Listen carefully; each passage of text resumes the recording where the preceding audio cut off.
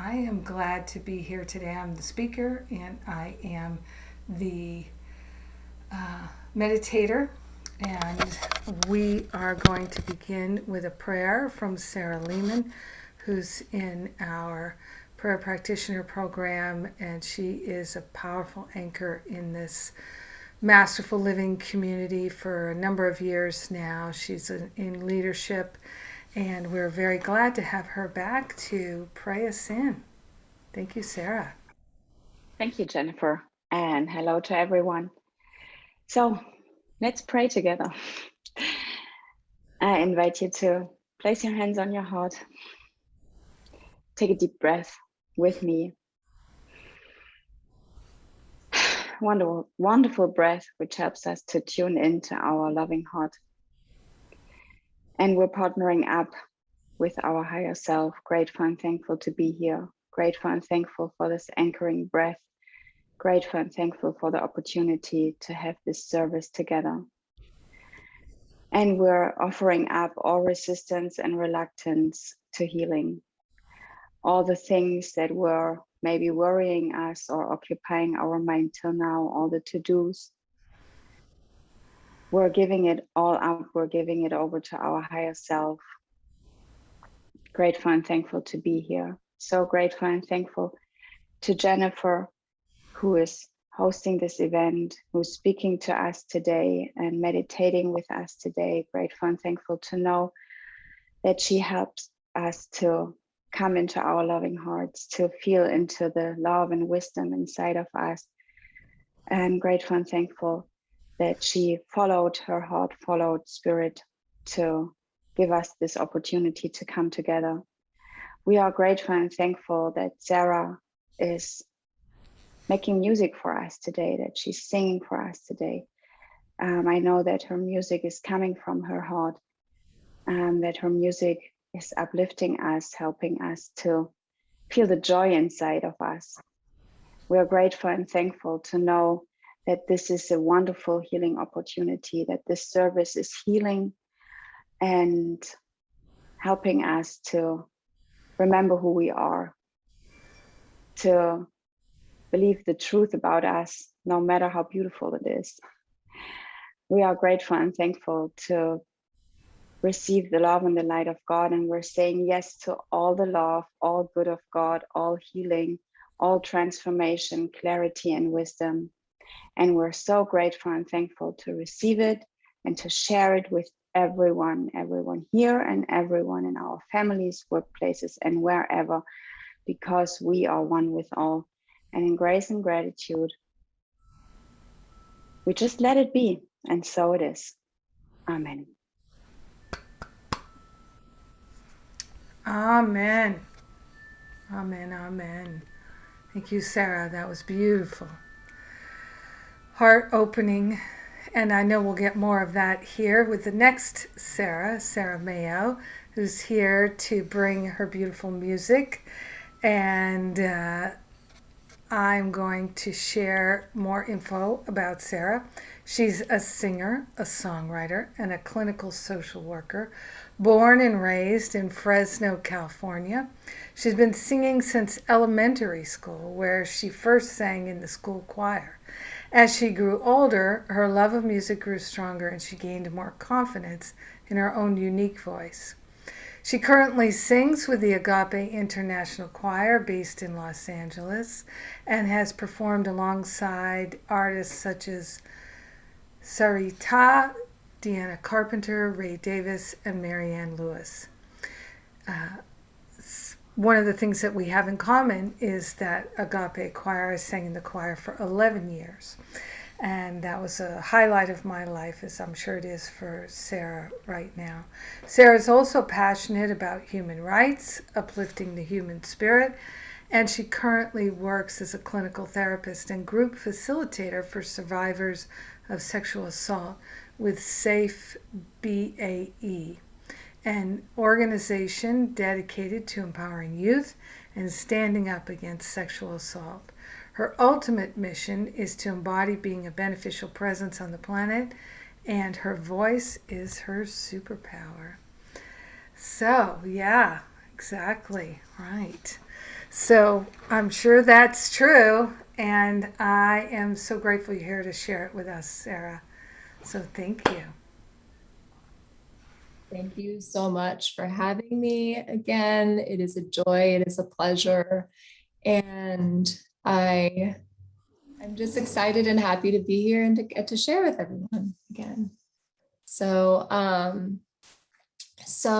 the first song that I'll just be sharing with everyone is a song that I wrote. It is an original song called Everything Is All Right. It's just a lovely reminder for myself and for everybody else that everything in the present moment is really okay, and to let go of the stress that can be created in the mind. So please enjoy.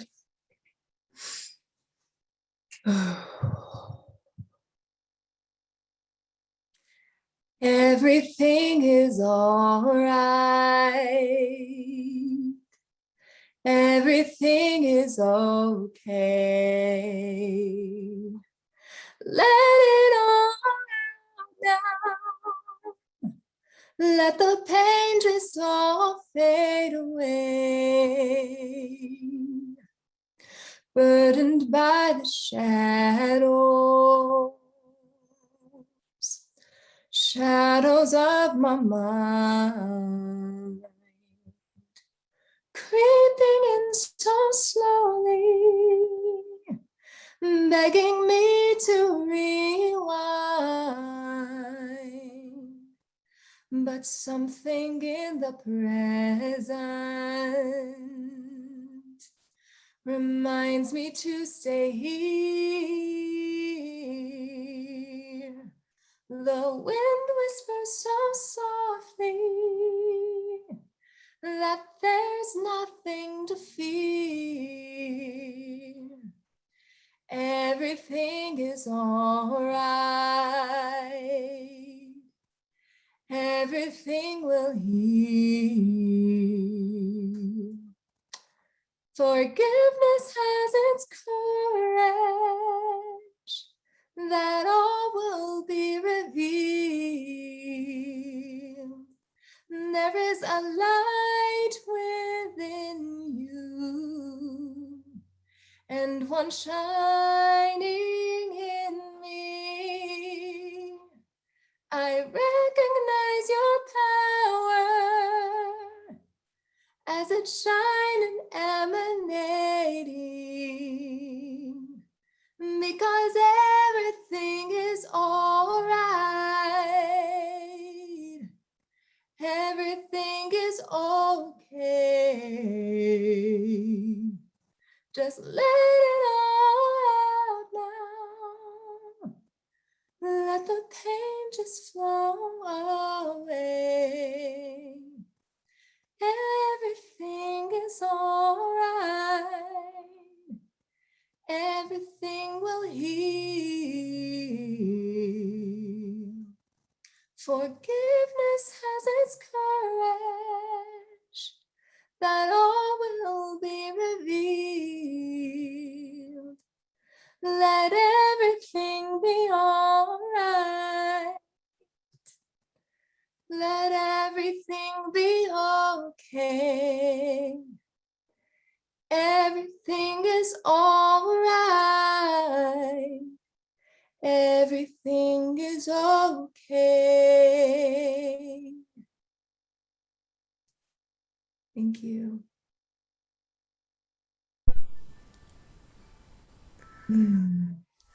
Thank you. Thank you, Sarah. Oh my gosh, the Sarahs have lifted us, have they not? Our hearts are open. We're ready. We're available. We're grateful. So beautiful. Aren't we blessed? We're already blessed. Blessed and blessed again. Oh, yeah. And take a sip of my brown restorative liquid here. I had a wonderful day so far. I started my day off. First event, this is my fourth event today. First event was a green ripe corn fire at the Peace Village down the street from me, which is the spiritual community I'm a part of locally, with my teacher, Venerable Dahani Oahu. And I just want to see, I guess we do have that subtitles going. Okay, mine are turned off, yay. And that was a wonderful, uplifting ceremony, Native American traditions. And I am so grateful that we can be in spiritual community. We can practice together. I led a yoga and meditation class. I was in the parenting class.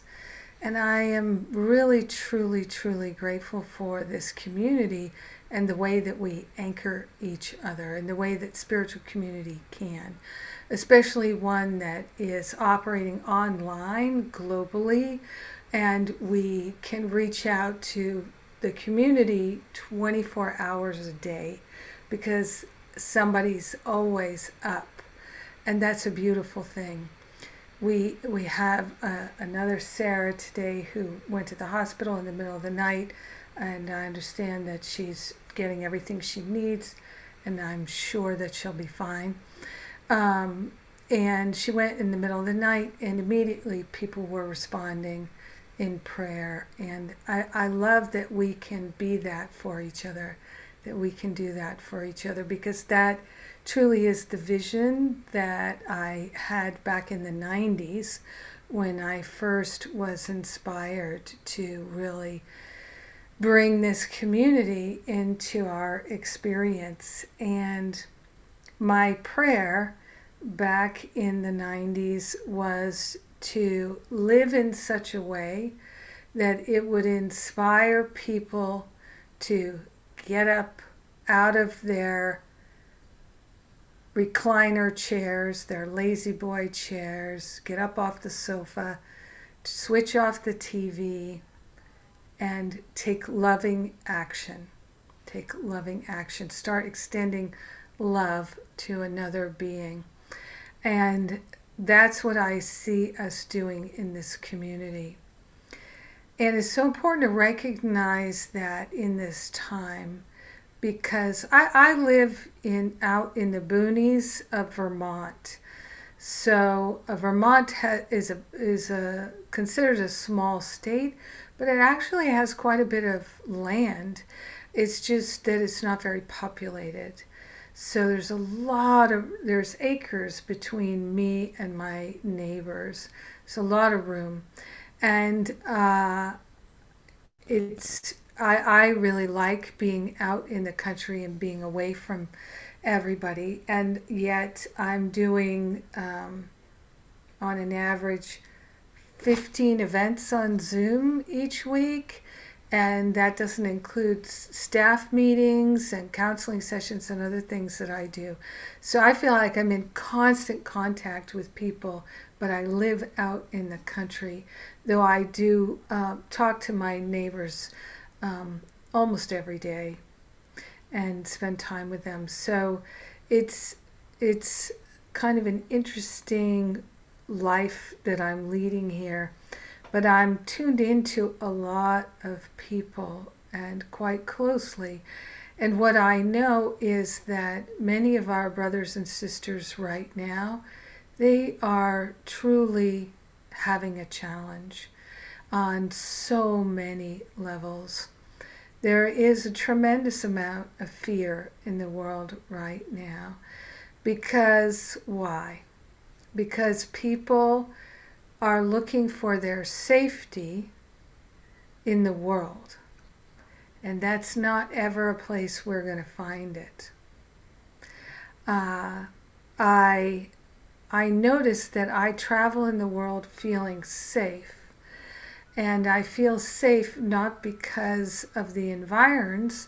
I feel safe because I'm making loving choices. And I've realized recently something I hadn't ever thought about in a long time, is that back in the day, before I had the spiritual practice that I have now, I would, on a regular basis, be worried about the consequences of my actions. So the consequences of the things that I said and the things that I did, the choices that I made, I would worry about the consequences. Oh, I made that sarcastic comment. I know that hurt them and stung them. Oh, are they going to stop being my friend? Or, oh, I gave that person advice and they didn't take it very kindly. Maybe they're not going to like me anymore. Oh, I never called that person back. Oh no, now what are the consequences going to be? They're going to be hurt. They're going to be offended. And I used to have those thoughts all the time, worrying about the consequences of my choices. And to not do something is a choice. It's a conversation that I have with people on a regular basis where I'll say, so you decided not to do that thing. No, I didn't decide not to do it. I'm like, well, but you didn't do it. You said you were going to do it, but you didn't do it. Didn't you make a choice not to do it? No, it wasn't like that. I'm like, so you never thought about it again, so there was no choice. No, I thought about it, but you didn't do it. So didn't you think about it and decide not to do it now? Sometime in the future? So these kinds of thoughts about consequences, they are triggering that unconscious guilt that we have. And what I realize now is that because I'm really mostly, but not 100%, I'm going to be honest with you, I'm mostly making loving, kind choices. And some people might interpret some of my choices as not being loving or kind, but my intention is to be loving and kind. And I do forget to do things, like everybody else in this world. I forget to do things, or it's too much, and I can get overwhelmed. I can get overwhelmed by the number of emails and the things that people are asking me to do. And that I no longer have an interest in working really long hours, constantly working. I just, as much as I love my work, I'm interested in having a balanced life where there's time for breaks, there's times for taking a cup of joe and going and sitting out on the porch with my puppy, or just running her around the yard for 5 minutes and teaching her. Right now I'm teaching Bodhi to ring a bell when she wants to go outside. And it's very cute to see her. I'll say, want to go out? And she looks at me, out? Out? Oh, I think this is where I ring the bell. Out? Is it? It is. Out? And then she's like, I'm ringing the bell. She rings the bell. And then we celebrate. Yay! And we go out. And so that takes time, to fit these things in between all the meetings and the classes. And it's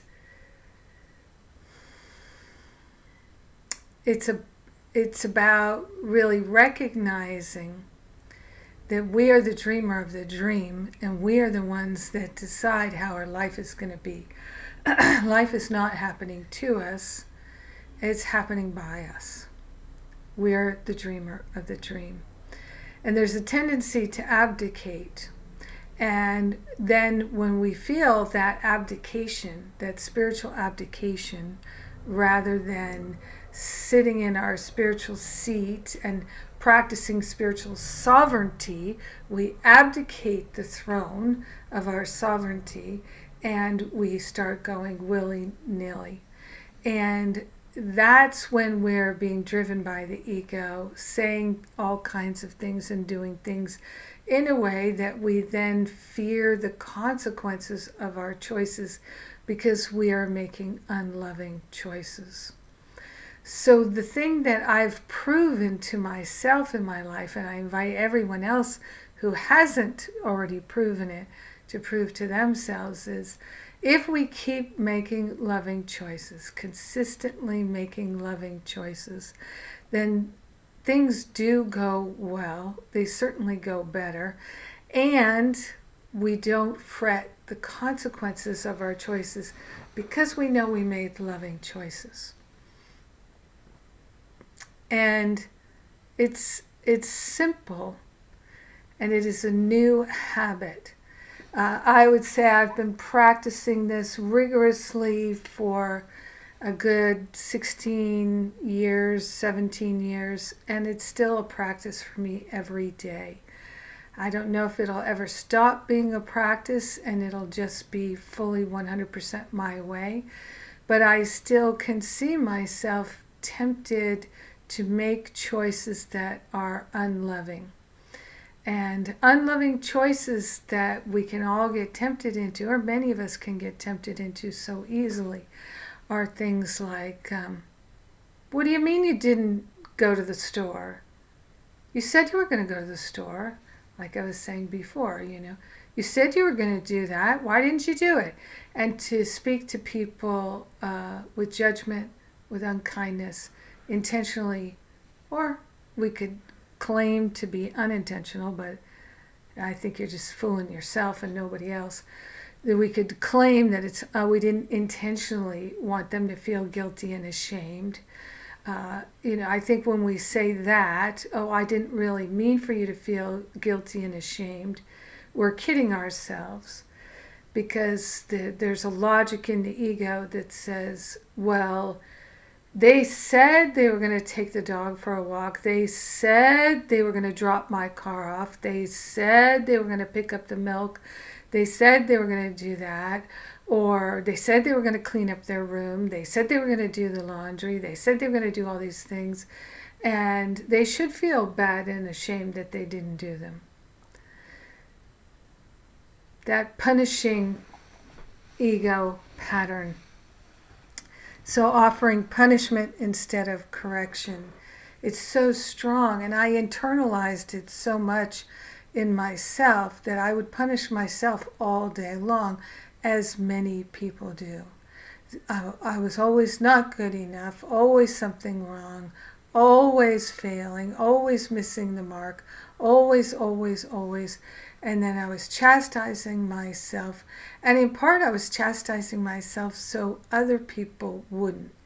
And if other people did, I could, in my mind, say, you can't punish me. I've already punished myself.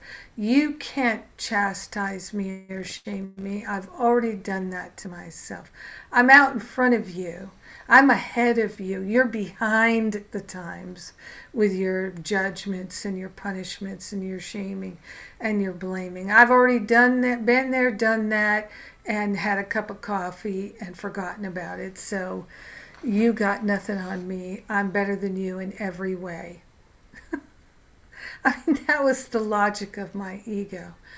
So right now, people are really actively speaking to each other in ways that are guilty and guilt and shame inducing. And intentionally trying to make people feel stupid about their choices, and it can be things like mask, no mask, vaccine, no vaccine. Are you going to have your kids in school, not in school? Are you going to get your kids vaccinated, not vaccinated? Are you over and over again, on and on and on, all these choices. Are you going to stay home or are you going on vacation? What are you doing? And that if you're going to do something that I don't like or don't agree with or feel threatened by, I'm going to make you feel stupid and bad and wrong and small, even though I claim you as my friend. There's a lot of that in this world. And one of the things that was shocking for me to discover, because that was so much where my mind was, I realized that when I do that to others, I will feel it very strongly. I will feel bad and guilty and ashamed, but I may not correlate the two things. I may not recognize that why this email that I just got makes me feel bad and wrong and ashamed. It's not the email. It's really the thoughts I was thinking earlier, the things I said earlier, the things I did earlier, and they don't seem to be related.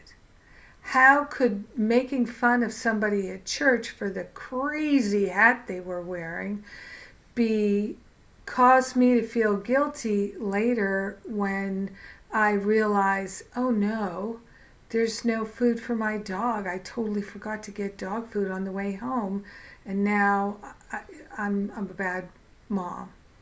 So we make up all these kinds of stories, and whatever we're sending out into the world, it's coming back to us multiplied.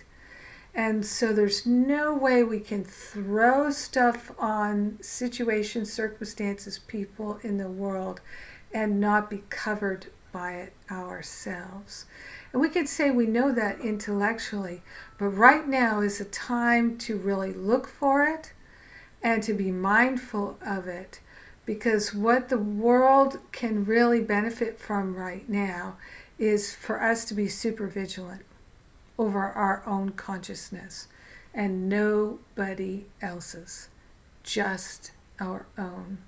Nobody else's, just our own. And I say that, yet I always feel like anyone who can help me to recognize something I didn't see, they're a friend to me. Because I don't pick up everything. I don't see everything. I don't feel everything, and I miss things. And if somebody can say to me, oh, Jennifer, I think you may have hurt that person's feelings there when you said that, I would like to know that. I would not like that to go unnoticed. I'd like to know all about that and what I can learn from it. Because every day is a learning day for me. I don't take any days off from the learning, and I'm not interested in that. Now, some days I'm learning in a different mode, because every now and then I celebrate, as I'm sure you do, I hope you do, National Get Horizontal Day. And you just get horizontal for the whole day or most of it. And so you're reclining as you're eating, and you're watching television and talking on the phone, or hanging out with friends and in reclined positions, or basically just celebrating the day of not doing much of anything. And because that's so, I think, so restorative to just not do much of anything at all.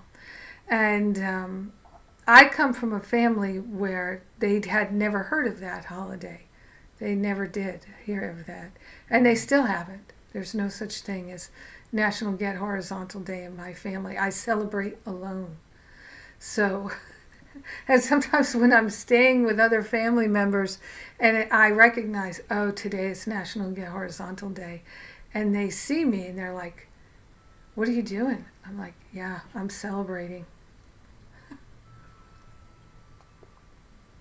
So important, because it's in those moments where you're just sitting there looking out the window, waiting for the next episode to load, or whatever it is that you're doing. You're waiting for the air fryer to complete its French fries for you, your sweet potato fries made in the air fryer. I've become an expert at air fryers. It's those times when all of a sudden you might get a really sweet insight, a really sweet message. And if you're not opening up space in your mind, if every minute is filled with activity, how will you recognize and really be tuned into that still small voice? So us recognizing that right now many, many, many people are afraid. And of course, they're the dreamer of their dream, just as we're the dreamer of our dreams. So yes, they're responsible for what they see, and they are responsible for what they choose to feel, but they may not know that. And from time to time, we all hear about Course in Miracles students who will say things that are extremely unkind. And I once had an experience where I was out here, and it was nighttime, and I wasn't expecting anybody. And somebody came over, and it's, you know, my front door is open, and they just came in, but they didn't say anything right away. And I was in the other room, I couldn't see them. And I didn't have the front light on, it was pitch black outside. And totally unexpected friend coming over. And I got into fear mode, fight or flight. What do I do? Do I run out the door? Do I grab a knife? What do I do? Because there was no reason for anybody to be coming in the house. And so it was fine because it was a friend. But later, the friend said to me, when I said, "Oh my God, my heart was pounding, I got so scared." And my friend said, "But there was nothing to be afraid of. There was nothing to be afraid of."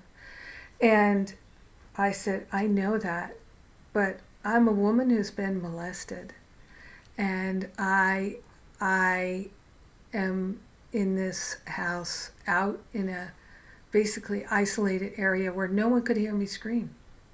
And people know I'm alone out here. People know.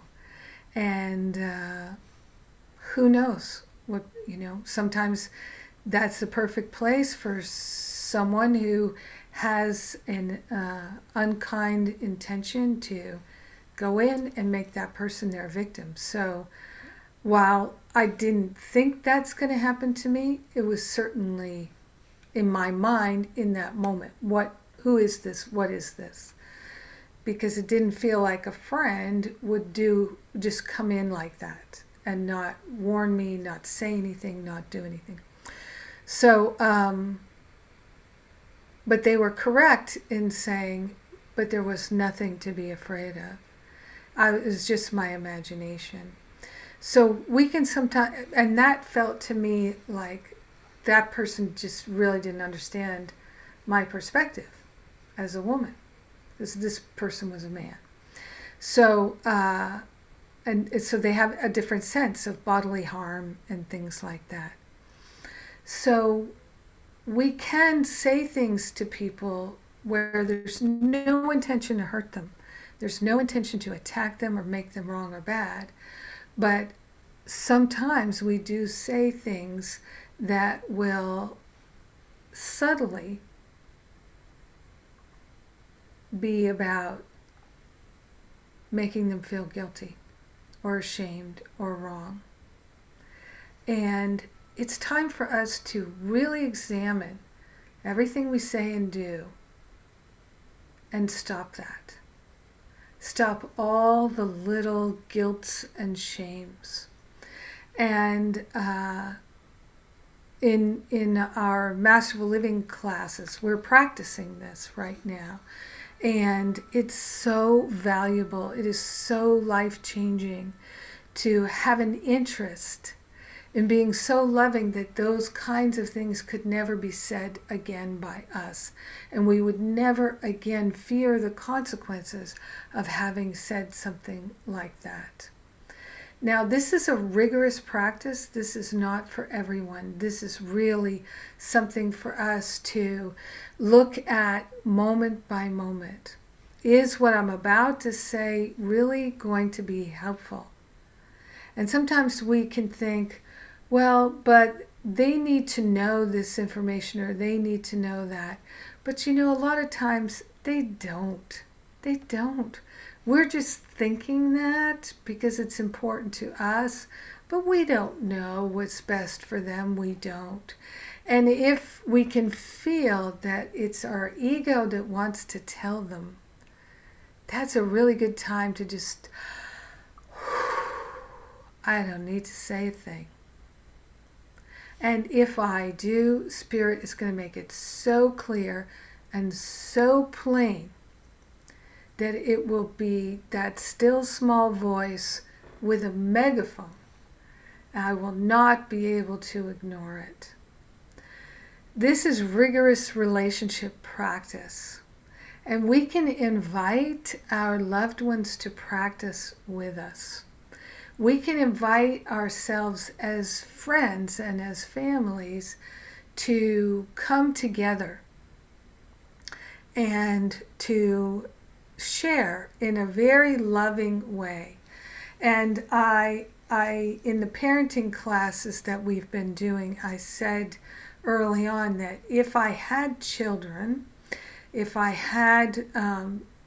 were raising children, I would have a weekly or certainly a monthly amnesty day where we'd do something like we'd make a special meal and we'd have a deep conversation and then finish it off with the special meal.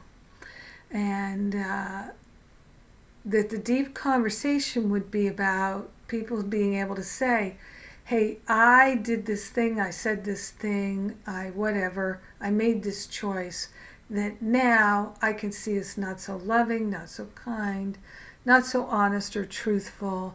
It was intended to be hurtful, it was reactionary. Even little kids. I remember when my nephew Mikey was preparing for First Communion and he had to go to his first confession. And, I don't believe in sin, and I think that perpetuating the idea of sin is, I could say it's sinful, actually, but I'm not going to say that because I was just making a joke. But I don't believe in sin, and so I don't like the idea of teaching children that they're sinners. But I do like the idea of children being able to have an opportunity to say, I feel bad about this, and I'd like to be able to let it go and to have a process for that. That I fully support and think is a great thing. So I asked Mikey, I said, Mikey, do you feel like you've sinned or you've done something wrong? And he said, well, a couple of years ago, I really got mad at my brother. I was like, oh, yeah, I know what that's like. So, and isn't it refreshing to think he had to go back a couple of years to find something? And good for him. So, but giving young ones and even adults, teenagers, all of us, married couples, roommates, giving everybody a chance to just say, because a lot of people won't do it without the forum, without the special circumstances. And if it's like, ollie, ollie, I'll come free, right? It's the amnesty day, and it's going to be celebrated. People are they're committed to not reacting, but to having compassion and having understanding. Then people can say, I said this and I really felt bad about it later. Helping each other to release that feeling that we're bad, that we're guilty, that we're wrong. It's such a sacred opportunity. And so I've learned as part of my spiritual practice is just to go back to people and say, I said this thing, I did this thing, I now wish I hadn't. I can see now it wasn't the most loving thing. I can do that, and I'm grateful that I can. So helping to facilitate other people to do that, because it is a way we can get to self-forgiveness, and that is our path of liberation. So I'm going to invite you to take this with me into meditation. Let's place our hands on our hearts right now and think about, let's see if we can just come up with a couple of things. And first, let's come up with a couple of things that we might have said or done that might have had painful consequences for others.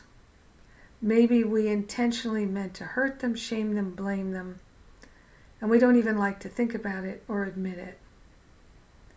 Maybe we haven't done the self-forgiveness yet. But one of the things we can do is we can go to that person and we can just take responsibility for it. And explain. And see if they have anything they'd like to say to us about it. I find that going to someone and saying, "Hey, I'm sorry I said that. I wish I hadn't. It wasn't very nice. I hope you don't think it's true," or something like that, where we can really respectfully honor other people's feelings and just be adult, own it, to set ourselves free and them, so we can release that karma between us, that attachment between us. But most importantly, the forgiveness is done. The forgiveness is the release of judgment. So in our community, we have Forgiveness Fridays, and we have the forgiveness letter format that we follow. And then we share our letters on Fridays, and it's deeply, profoundly healing. So we can do a version of that when appropriate. Sometimes it's not appropriate. So just looking for where there are a couple of situations we've let them linger. It's time for us to forgive ourselves. And maybe it's time to double back to somebody and apologize.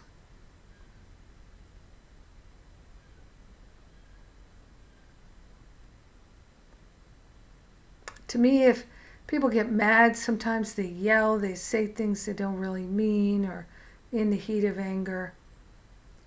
I can forgive that, absolutely.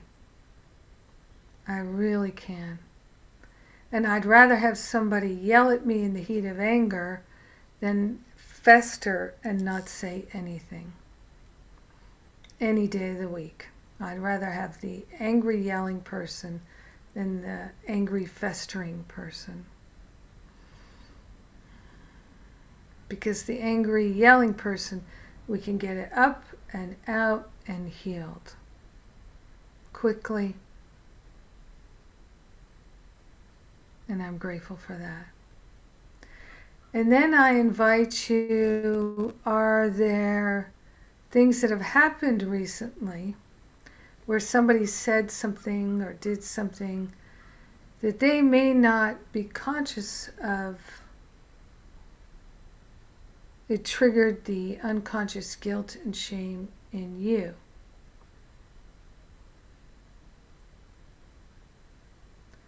Did somebody say or do something recently that triggered us? Sometimes we can go back to that person, but if we're still judging them, if we're still mad, it may not be the time. I recommend waiting until you can speak without judgment.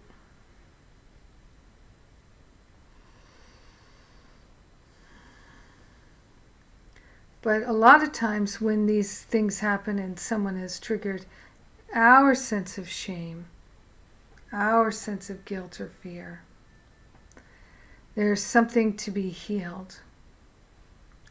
Because we cannot feel ashamed or guilty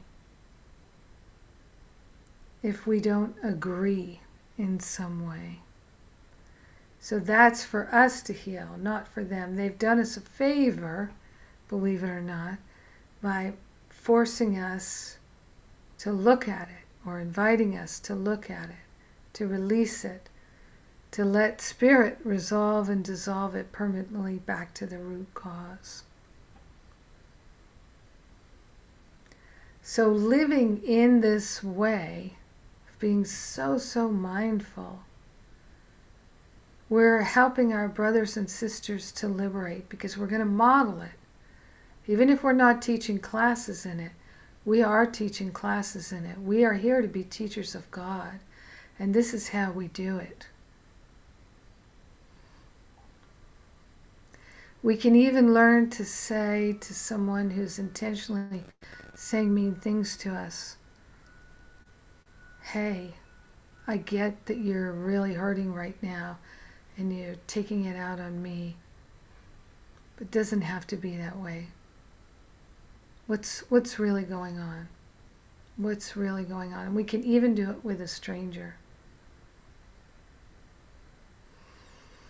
Someone in a store, someone we meet along the way, even someone who flips us off in their car.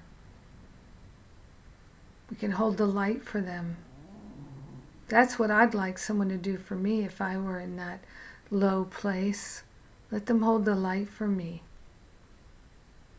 Don't attack me. Help me. I wouldn't be making a mistake, an error, if I weren't struggling.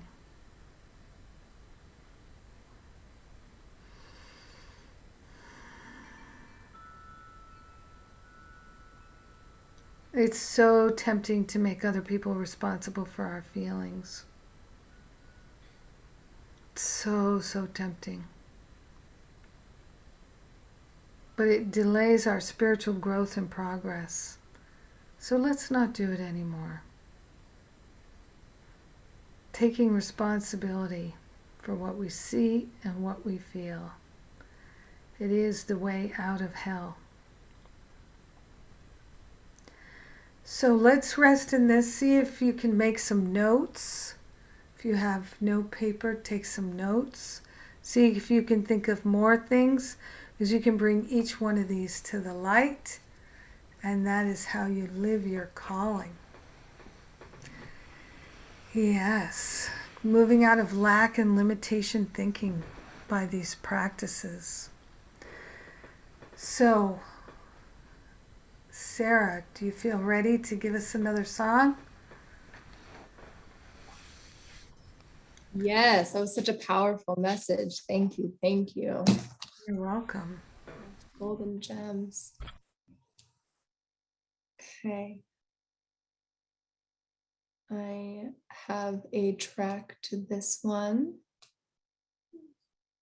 The next song I'm going to sing, it's one of my all-time favorite songs, and it's just a constant reminder that spirit is always God, spirit, whatever you want to call it, is always with us in, through, around all of this, and especially with that wonderful message on forgiveness. Just no matter what, his eye is on the sparrow. So hope you enjoy.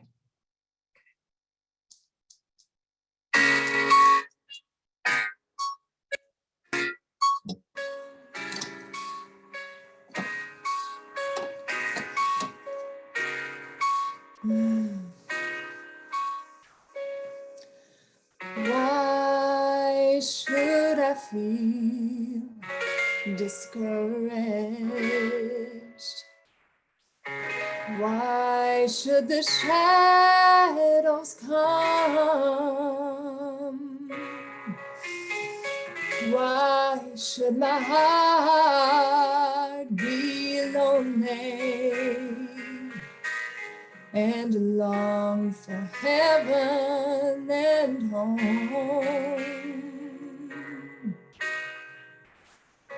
When spirit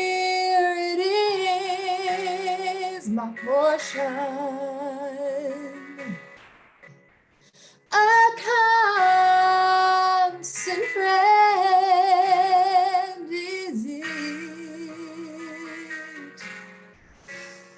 Its eye is on the sparrow, and I know he watches me. Its eye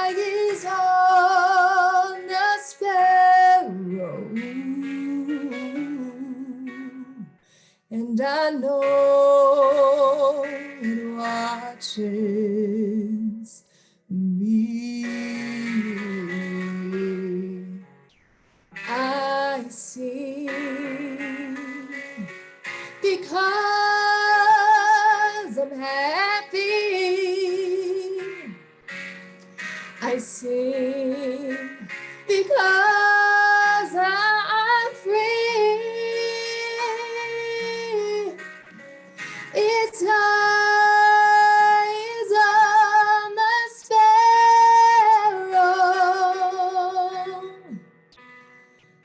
and I know it watches me.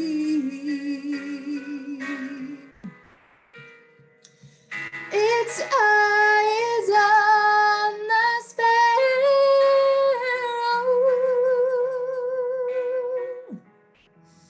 and I know it watches. I know it watches. I know it watches me. I sing because I'm happy. I sing because I'm free. Its eyes on the sparrow, and I know it watches me. Its eyes on the sparrow,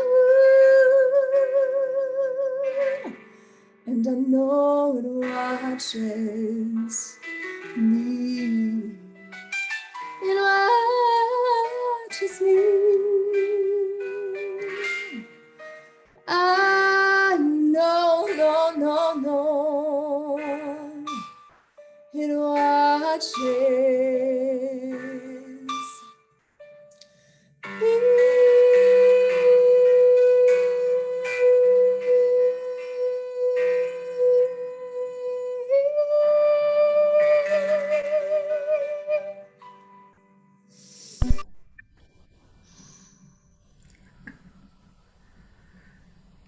Wowzer. Thank you. Wow, that was fantastic.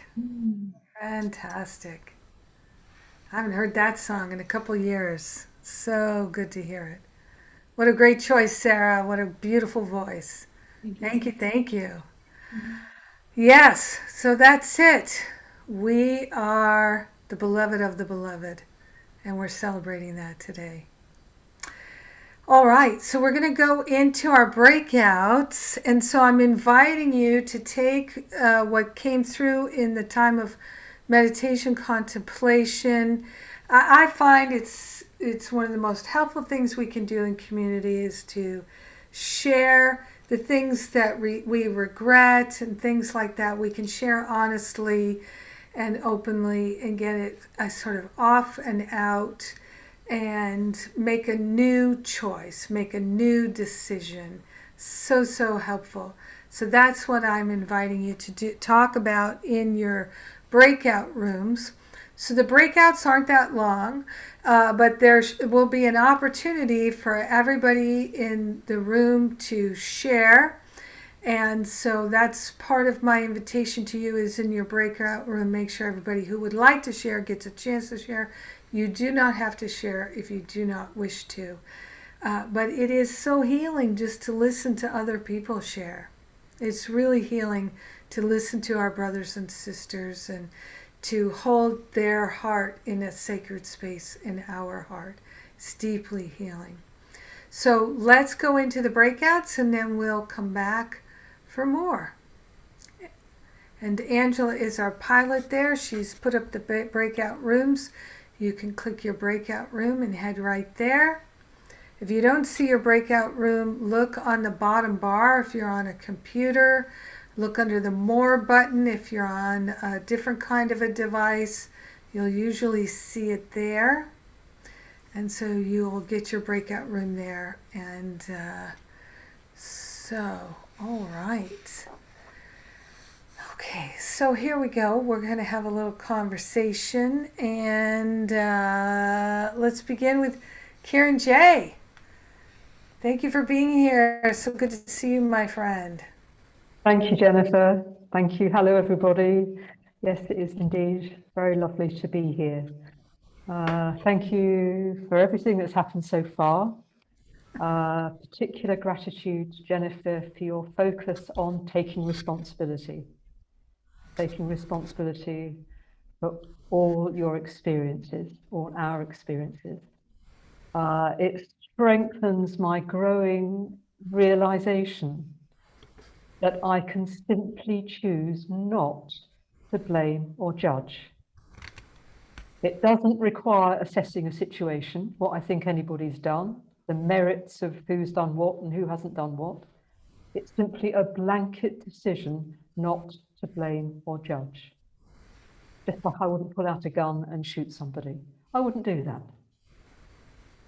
So I'm seeing I can make the same decision. I wouldn't do that. Blame or judge. Oh, stop it. Not looking at what I think is happening. And I'm really, really happy about this growing realization and putting it into practice. Not perfect, but progress is being made. And I'd like to share what I see as a recent fruit of this ever deepening turning to spirit. Last Saturday, 8 days ago, was my grandson's christening. So it was a very big gathering of all sorts of people, including some members of my birth family. And I don't really have much contact at all with my birth family now, my siblings.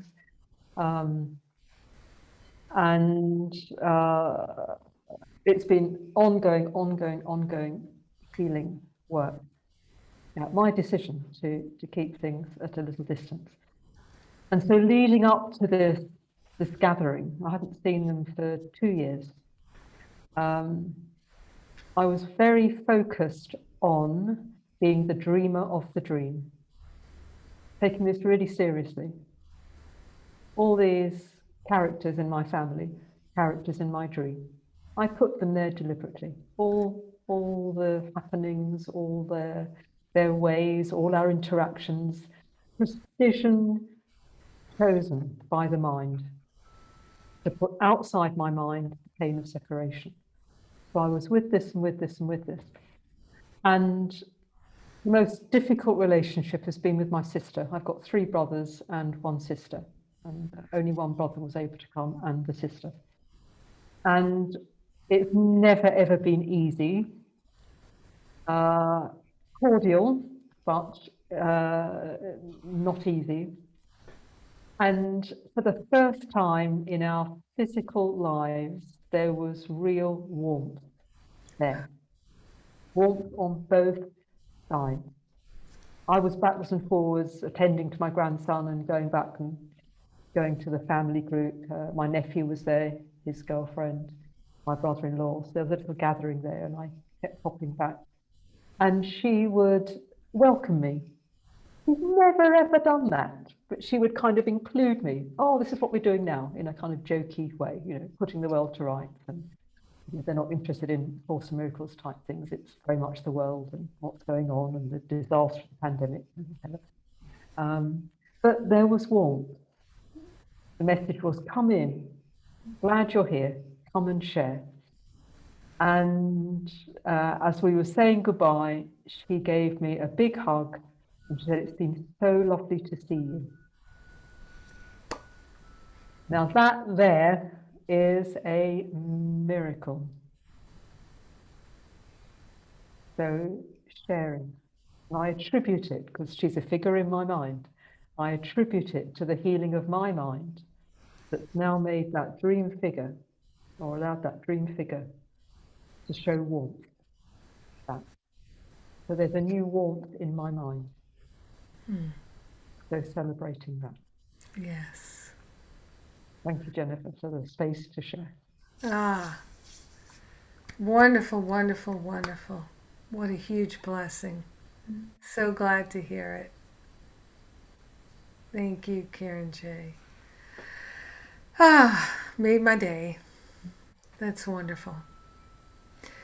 Rosalind, how about you? Would you like to share? Yes.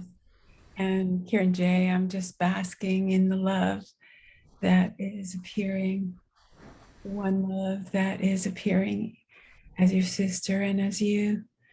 And I feel very touched because I've always called you my sister. And so it means even more to me today, hearing that about your sister. And yes, what a beautiful service. And we have the Sarahs today. And the Sarah opened this perfect service by saying to us in prayer, find our loving hearts, remove the blocks to our loving hearts.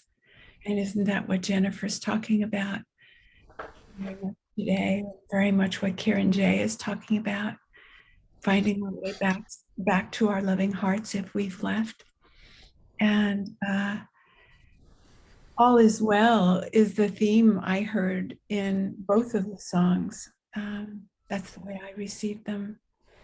And Jennifer taking responsibility is paramount for me in every form of my life. And this week, I do this class with Dove and Dove Fishman, and we were talking about it's all for the good. It's all for the good. We don't know what the good is. We don't know what's our best interest. And so it was a bit of a stumbling because is it for the separate person? It's the good for Karen J, it's the good for me, or it's the good for all? And then is there a place that's beyond the good, the isness? Because we can't look at anything and say it's good. I mean, we can say it's good or it's bad in our opinion, on our judgments, but isn't the isness for me a place of true non-judgment? That's what I found. Because when I want it to be for the good, I'm still working with, oh, this feels bad. Oh no, it's for my good, or the good of all. The two things that help me are resting in it is, whatever just happened, still taking responsibility, and the weather.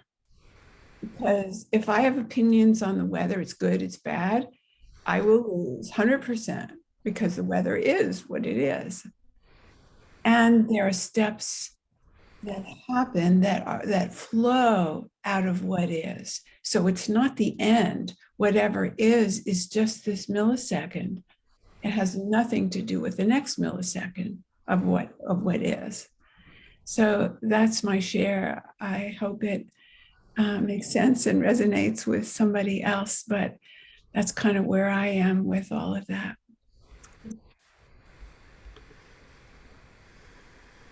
Beautiful, as always. Deeply touching, sweet observations. Thank you, Rosalind. Yeah. And Arba, it's so good to have you here. Would you like to share?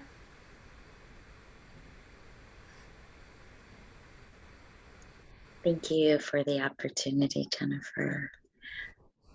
Oh, I'm just basking in all of the love that has been expressed and shown. And I really appreciate the opportunity you gave us today to look at our own lives and to make the opportunity to allow forgiveness, to remove some more blocks. I recall reading your blog this morning, and when I did the breakout session call, it was about guilt and patterns of unconscious guilt and shame, and we had some really great discussion. And one of the pieces about being able to step back and to say, this happened in this moment. Nobody has to be the bad one, but this happened, and we can move from that space. And as a parent, I think that's just so important to continually model. And that is where I continually am looking at not following sort of those ingrained patterns of using guilt, sacrifice, shame to motivate. But it is definitely a challenge. And so the ability to continually go back to forgiveness and forgive ourselves has just been such an important and ongoing practice. So I'm grateful for this opportunity to reflect on where I am, where I'd like to be, and to have that healing happening for everyone. So thank you. And thank you to the Sarahs there, gorgeous and beautiful and such beautiful lights. Thank you for that, Araba. Great sharing. Yes. To me, when we live in this way, it's so much easier to be present because we're not dragging all this old stuff that we're trying to keep in the closet, like the screaming banshee moments of our lives that we haven't forgiven ourselves. And, I've talked with so many parents who have had those moments where they were screaming at their children. And one of the things I love, my pal Regina Dawn Akers, who's a Course in Miracles teacher and a beautiful teacher, and she said that, before she made the shift, she would be screaming at her daughter, just screaming hateful things at her. And, but we can come back into our right mind. We can practice it in front of our children, and then they can see, oh, that's how conscious adults behave. It's not that they don't melt down or get upset or have human moments of hysteria or overwhelm or, despair or whatever, irritation. It's that they can come back and they can own it responsibly. And that, I think, gives a huge, huge relief to children, because then the parent doesn't have to get labeled bad when they do it, so they don't have to label the children bad. I'm raising a puppy, but she's never a bad puppy. She's just never bad. She just doesn't know yet. She hasn't learned yet. She doesn't understand yet. And I do tell her no, but I never shout at her or scream at her. I'm never rough with her. So, Rosalind, and then we'll go to Faith. Yeah, I just wanted to say one thing. I didn't have that idea that you presented in parenting when my kids were little, but I found out later from my older daughter, Allison, that she would do really mean things to Melissa, unbeknownst to me. So I couldn't help. Melissa wouldn't tell on her. And can you imagine if she had had a place where she could say, I'm sorry? Yes. It would have been so amazing for their relationship.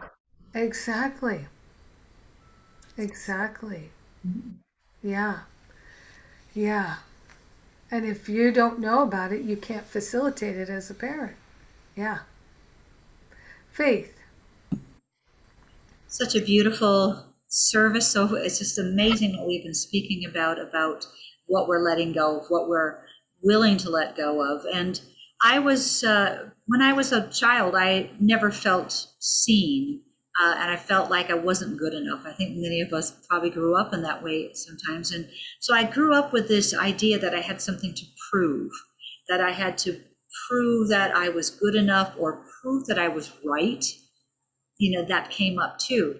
And in my work, my spiritual work, I have been working with that idea of that I have nothing to prove, but I do have something to give. and I can give unconditional love and forgiveness, and I don't have to prove anything. I have to prove that I'm right. So when I put my hand on my heart in our meditation today, Jennifer, when you were speaking, and what came up for me was not having something I said to someone in person or something that I said to them, but what came up for me was the times that I have complained about somebody to someone else, or maybe just, on gossip. Did you know that they did this? And that was a way of me trying to be right again, proving that I'm right, or proving that somehow I knew better, or there was something wrong with them. So I did that process, and I brought that person that I had been complaining about into my heart, and I just asked for their forgiveness. I said, I am so sorry for complaining about you to somebody else. You don't even know I said it, but I am sorry. And I know that that shifted energy in me. And the other thing I wanted to add here was that I've been reading this wonderful book by Melanie Dean called The Power of Our Emotions. And scientifically, when we love, we release off this hormone, oxytocin. And if you are to, oxytocin is a molecule, it's made up of a certain amount of atoms, 43 atoms, and it has a certain weight. If you were to just add up all of the weight of those atoms, you get a certain weight. So that's the hormone of oxytocin. Now, the fear hormone that's released is 3 times heavier. 3 times heavier. The anger molecule is 4 times heavier than oxytocin, which is why we feel heavy when we're experiencing these emotions.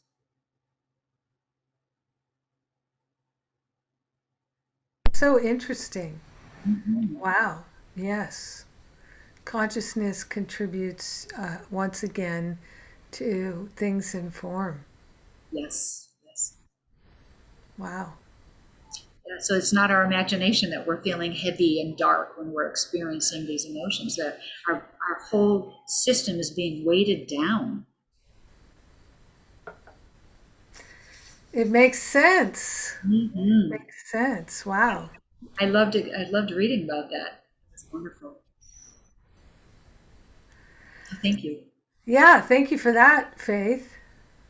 Sarah Mayo, would you like to share something? I am in just such a receptive mode with everyone sharing, and even just with the message. There were such golden gems. I'm like, I wish I had the pen to write it down right then and there.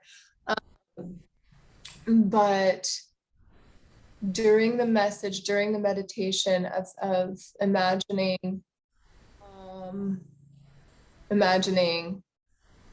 like who I would apologize to, or if I've said anything, it mostly, what came up was more of like resentment, or like holding on to some, like the punishment piece, and really letting go and forgiving myself, and not always, in the mistakes that I've made with other people, with myself, with my parents, with, just, it was not overwhelming. It wasn't overwhelming. It was just very clear. That's something that I feel like the greatest person that I would forgive, not need to forgive, but just would benefit the most for forgiving is myself. Yes. Very much so. So just everybody sharing your message on forgiveness and punishment, being intentional and conscientious of the choices that I make each day, and being more present instead of, like you said, dragging everything forward. That makes so much sense to me, of dragging everything forward, kind of just like leaving it behind, kind of like in my song, like let it all just kind of be in the past, like it's done and we're here now, and we get to make the choice, a different choice. And there's so much power in that. That's right. The power of love. The power of love, the power of now. Yes. Thank you for that, Sarah. Beautiful. Sarah Lehman, would you like to share? Yeah, thank you, Jennifer. I just would like to express my gratitude for you addressing the fear, because I also feel it's a thing going on for many of us, and I can see it in like all around me. And sometimes I admit it, it grabs me, and then I'm just poof.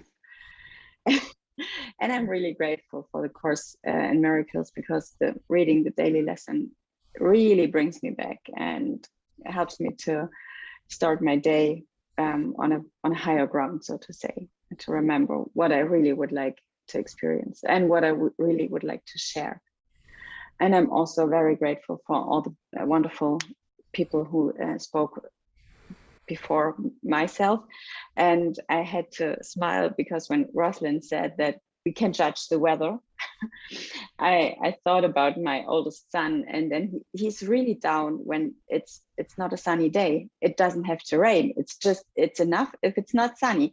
And then he's like going around in our apartment, and his head down and his shoulders, and he's like, it's bad weather today. I don't know what to do. I don't feel good. It's bad weather. And I'm like, yeah, no, it's not bad weather. It's not sunny. Maybe it's cloudy, but it's not bad. Yeah, and then we can laugh about it. And he will find something in which he can entertain himself, reading or whatever. But there you go, and there you see the weight of a judgment, even with like a simple thing with the weather. So yeah. It's good to be a witness. Yeah. To change it, to choose again. Yes. Yes. Our breakout rooms are coming back. Angela, would you like to shoot in a quick word there? Thank you, Sarah. Yeah, I just feel like what I liked the most, Jennifer, is it felt like we're in your living room. We were hanging out with you today, which felt so relaxed and comfortable. And I just really feel like you touched on so many things that I don't know I can be succinct, but it almost was just affirming, like I'm on path. And you know what you did in the meditation is because I've been in your community for almost 10 years now. It's like, this is what I'm doing all the time. And I feel grateful that there's more to do, and yet there's nothing more purposeful I could do. And yeah, I'm not behind in this homework. I'm on it. So yeah, so thank you, everyone. Yeah, I call it taking out the trash. Who wants to live in a house full of trash? Who wants to live with a mind full of trash? Nobody. So let's take out the trash.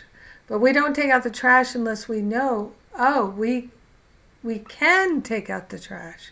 That's an actual thing. And that there is trash collection. There is trash collection. And this is the thing that I realized that completely changed my life, no joke, is if I give it to the Holy Spirit, the higher Holy Spirit self, if I give it up to Spirit, I don't have to struggle with it anymore. I do not have to figure out how to remove the painful thoughts from my mind. I only have to be willing to let them go. And then the one who knows will do the rest. I just have to be willing to let them go. I have to be more interested in letting them go than I am in believing them, thinking about them. That's the thing, is you have to just be 51% more interested in letting them go than cogitating on them, looking at them. It's like when you have a sore in your mouth and you keep running your tongue over it, that kind of thing. It's like, are you more interested in letting it go than going, oh, it still hurts? Oh, yeah, it still hurts. Right? You have to be more interested in being without pain than seeing if the pain is still there. And that's something we learn. We learn that it works. I call it proving God. We learn that it works, and then I'm not a masochist, so I'm going to do it because it works, and I do not wish to live in a mind full of trash anymore. Yes. Yes, yes, yes. And just one more note, and then we're going to have some announcements. We'll have another song from Sarah and another prayer from Sarah, and then we're on our way. So just one more thing. Course in Miracles talks about the laws of chaos, and I did, I think, a 5-part series last year or earlier this year. I can't even remember now. In the winter, I guess, on that the whole section on the laws of chaos, and one of them is that people we're being punished by God, and so those who are sinners, everybody's a sinner.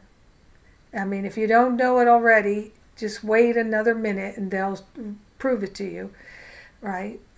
Based on your perception. Everybody's a sinner. Everybody's going to be punished. Everybody deserves to be punished. And basically, a life of punishment is what we deserve. These are some of the basic egoic principles. And so one of the ways we live that out is we blame people and we think they should be punished for their sins, for their mistakes, for their transgressions, right? So the antidote is to recognize that we could be like our Creator and like we are created, and instead of being a punisher, we are offering correction.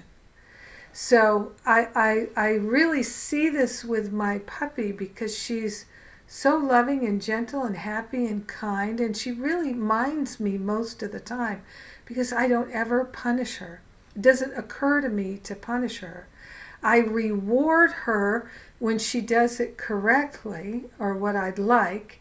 When she comes when I call, I'm like, yes, you did it, you came when I called. But I don't punish her when she doesn't come because she's a puppy. Why would she want to come when I call unless she's just found a dead frog? Why would she want to come to me? I'm much less interesting than a dead frog. You know, she just found a pile of goose poop. Why would she come to me? She can eat the goose poop, you know, just like free snacks, just found free snacks. No, you know, so, but when I call her and she's like, goose poop, go, I don't know, and she comes, I'm like, yay, and I really reward her. I give her triple treats, literally. And then she realizes, okay, yes, this is a system that can work for me. And so there doesn't have to be, and there's no need to have any punishment. There's no need for it. None. Zero. And so it's just a wonderful demonstration for me because in my mind, there are still, sometimes I can get triggered into thinking, those people should go to jail for that. And then I think, well, is that going to correct their mind? No, it probably isn't. It's possible. It did work for Nelson Mandela, but it took 25 years. Is that what we want to do with our time? No. No, let's offer correction to our brothers and sisters now. So I offer correction to myself. No need to punish myself. I practice with myself every day. Even to the point where, like, if I move this way and I knock into something and I spill the coffee on myself, I go, okay, so I just learned if I do that, I'm going to spill the coffee. No punishment. It's all just, I'm a learner. Every day's about learning. It's never not going to be about learning. I don't want to live in a world where I'm not learning. I don't. I don't want to be stagnant. I have felt stagnant in my life. It was awful. I don't ever wish to feel that again. So, no punishment, just correction with love, with kindness, with compassion. And then the whole world is a better place. The whole world is a beautiful place. The whole world is the new heaven and the new earth. And that's what we're going for. All right, second sermon done. Bonus sermon. Oh my goodness. Yeah. So just in the world today, there's so people want to punish people. I can't think, one of the people who are doing the yoga and meditation mornings with me said that they were traveling and they were wearing a mask in a gas station, in the convenience store of the gas station, and somebody looked at them and said, "You don't have to wear that mask." And it's like, oh, no punishment, just correction. Even it doesn't matter what you think is correct. What matters is just whatever you are thinking, broadcast it with love, with kindness. All right. Okay. So, announcements. I'm going to keep it short and sweet. It takes the whole staff of the Power of Love Ministry to put on these services, to do the emails and the web pages and all the things that we do, the replays, blah, blah, blah, the videos, the social media posting, everything. So your contributions make it possible for us to do these. An easy way to start contributing, if you're not already, is to sign up for the Course in Miracles text messages, acimtexts.com, or you can go to jenniferhadley.com on the events page, or Living A Course in Miracles. No, I'm sure you can find it there too. livingacourseofmiracles.com. So you can set up a one-time donation as little as $1, or you can set up a monthly recurring donation, a donation of any amount that you like. So if you'd like to support and contribute, I invite you. And to those who do, thank you so much. It makes these possible. And every week people tell me how meaningful it is to them. So thank you for making that possible. Next thing is, Friday starts my Stop Playing Small retreat. Friday is my Stop Playing Small retreat. So it's online. It's totally online. I'm sure we've got some people here who, I know we do, who've done it before. They can tell you about their experience of it. And right now, if you take it now in mid-September, starting on Friday, the September 10th, then you can follow it up with Finding Freedom from Fear Boot Camp in October. And the combination is a powerful combination that literally does transform people's lives. And I'm sure there are people here who have done that as well, and they might have a comment in. Kieran J., would you like to say a word about your class coming up? Thank you, Jennifer. Yes. Coming up on the 9th and 23rd of October, the 6th and 20th of November, is a 4-class series called How to Make a True Choice for Peace. And it's an experiential approach to looking at why we desire peace and then don't experience it. Just what is going on. We'll have a look at 4 passages in the Course in Miracles and go deep into what peace is really about and what we need to do to make a true choice for peace. So, if you're interested, please sign up. Love to see you there. Thank you. If you haven't taken a class with Kieran J., people love her classes. She is a master teacher, master teacher. If you'd like to get a taste of her, she's been a speaker here a number of times, so you can find her in the replays of Sundays with Spirit. You can also find her in episodes of my podcast, Course in Miracles podcast. So check those out. And Sarah, would you have any announcements that you'd like to make?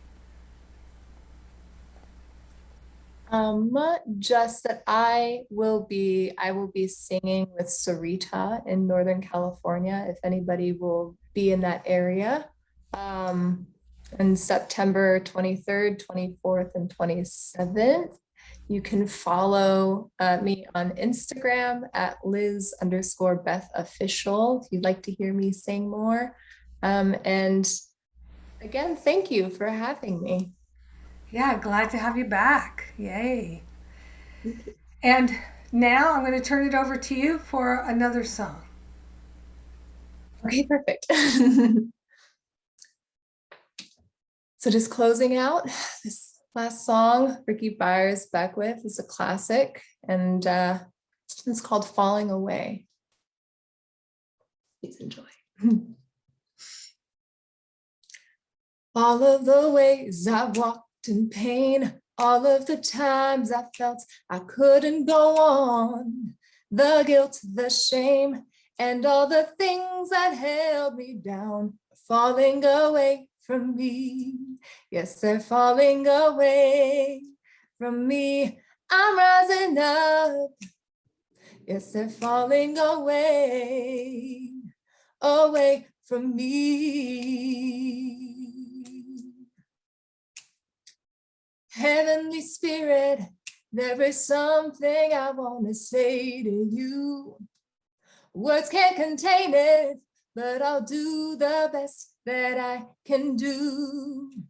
You lift me up like the vastness of the ocean, and you heal my heart, and I'm filled with such devotion. All of the ways I've walked in pain, all of the times I felt I couldn't go on, the guilt, the shame, and all the things that held me down are falling away from me. Yes, they're falling away from me. I'm rising up, rise up, it's falling away from me.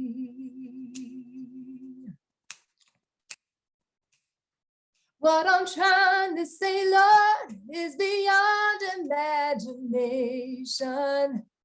It's more than I prayed for, that such joy could fill my being. You brought a blessing that I'm just beginning to see. I've got to rise on up and accept that I am free. All of the ways I've walked in pain, all of the times I felt I couldn't go on, the guilt, the shame, and all the things that held me down, falling away from me. Yes, they're falling away from me. I'm rising up, rise up, it's falling away from me. Away from me. Falling, falling, falling, falling. Yes, it's falling away from me. Falling away from me. All of the ways I've walked in pain, all of the times I felt I couldn't go on, the guilt, the shame, and all the things that held me down are falling away from me. Yes, they're falling away from me. I'm rising up. Yes, they're falling away from me. Thank you. Woo! Yeah. I'm like, I'm receiving. Yes, good. That's the idea. That is the idea. We're sending you love. Thank you, Sarah. That was wonderful, wonderful, wonderful. Yeah, I wonder if there's a YouTube video of that song, the Agape Choir singing it.